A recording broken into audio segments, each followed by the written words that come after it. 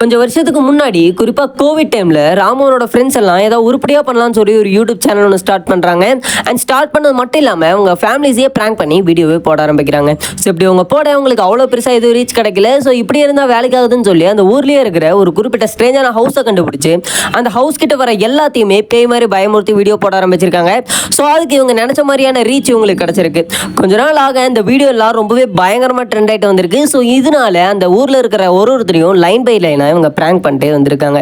So அப்படியே போய்கிட்டு இருக்க அந்த பிராங்க் பண்ண ஒரே ஒரு குறிப்பிட்ட நபர் மட்டும் என்ன பண்ணியும் பயப்படவே இல்லை. ஸோ இப்படி இருந்தால் நம்ம எப்படி ரீச் ஆகுறது அப்படின்னு நினைச்ச ராமவனோட ஃப்ரெண்ட்ஸும் ரொம்பவே பயங்கரமாக இன்னும் பயமுறுத்த ஆரம்பிச்சிருக்காங்க. பட் இவங்க எவ்வளோதான் பயமுறுத்தியும் அவர் வந்துட்டு பயப்படவே இல்லை. ஸோ அவ்வளோதான், இதுக்கு மேலே நம்ம இவர் எதுவும் பண்ண முடியாதுன்னு சொல்லி இவங்களும் அந்த வீடியோ எடுக்கிறத கைவிட்டுட்டு அந்த வீடியோ எடுத்ததெல்லாம் ப்ளே பண்ணி பார்க்க ஆரம்பிச்சிருக்காங்க. பட் அப்படி பார்த்தவங்களுக்கு பயத்தோட கலந்த ஒரு பெரிய ஷாக்கும் காத்துட்டு இருக்கு. அண்ட் இதுக்கான ரீசன் என்ன அப்படின்னா அவங்க எடுத்த எந்த வீடியோலையுமே அந்த மேன் ரெக்கார்ட் ஆகவே இல்லை.